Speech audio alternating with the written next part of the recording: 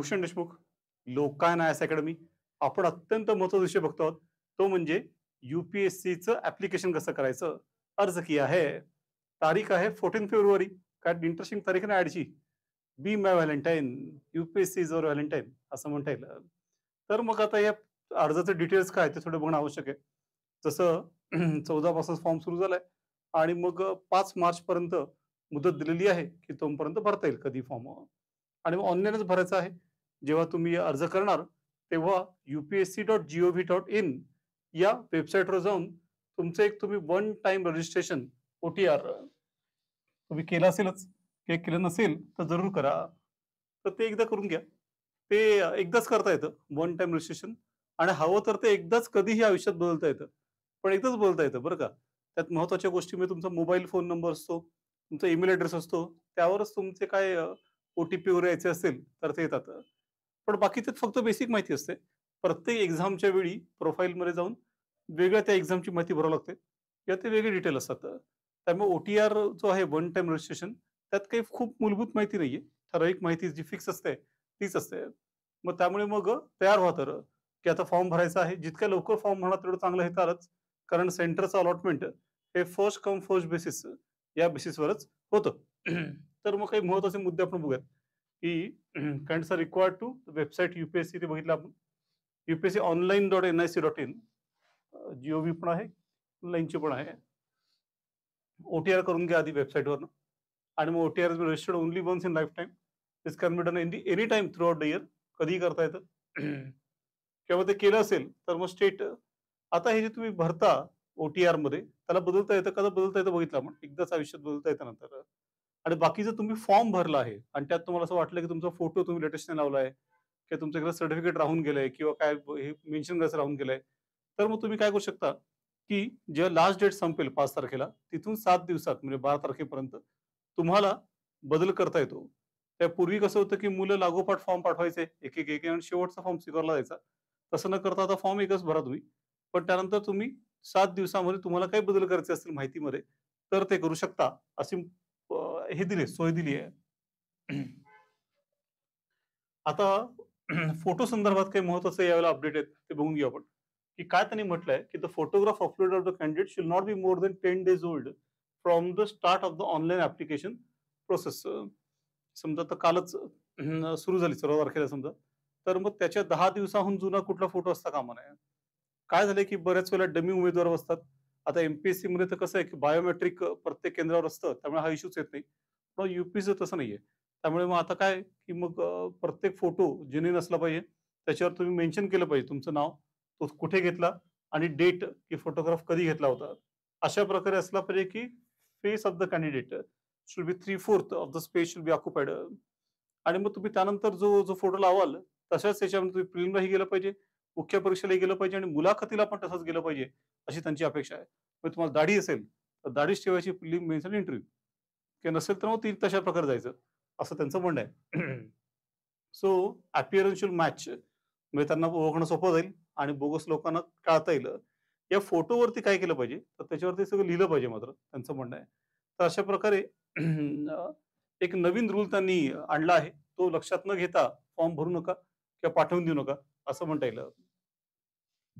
आता साधारण एक आपण ट्राय केलंय. आपले लाडके एक प्रवीण अक्कावरू सर जे सी-सॅट आणि सायन्स शिकवतात, की 3/4 of the space should be occupied by the face.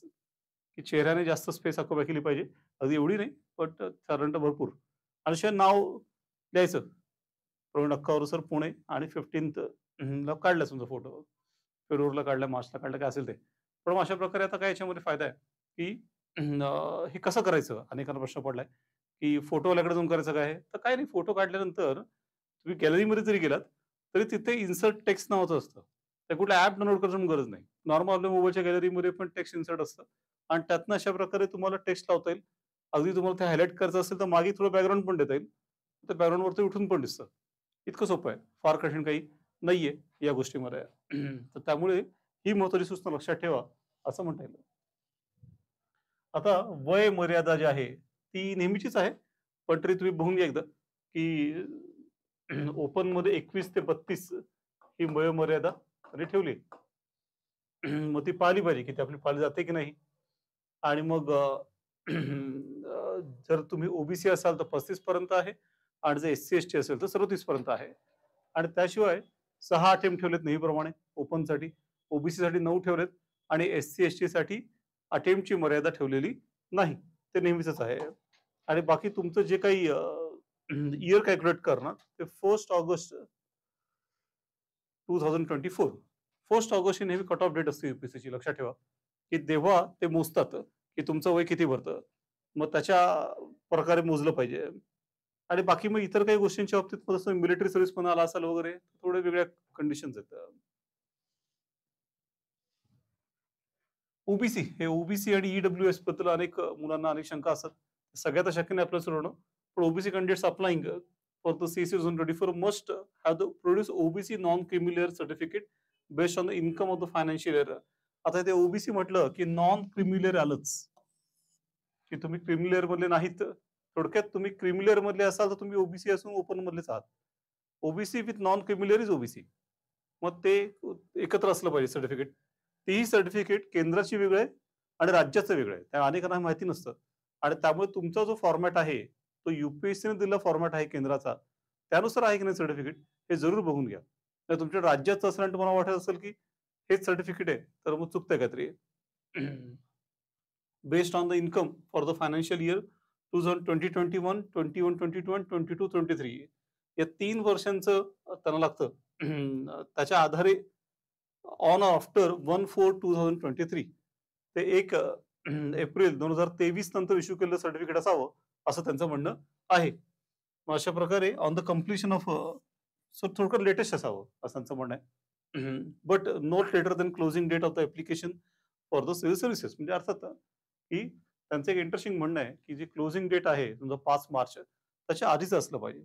तुम्ही नंतर अप्लाय करणार, मेसच्या वेळी देणार, इंटरव्ह्यूच्या वेळी देतो, जॉइनिंगच्या वेळी देतो, तसं चालणार नाही त्यांचं म्हणणं. आणि या सगळ्या गोष्टी फार सिरियसली घ्यायला लागलेत.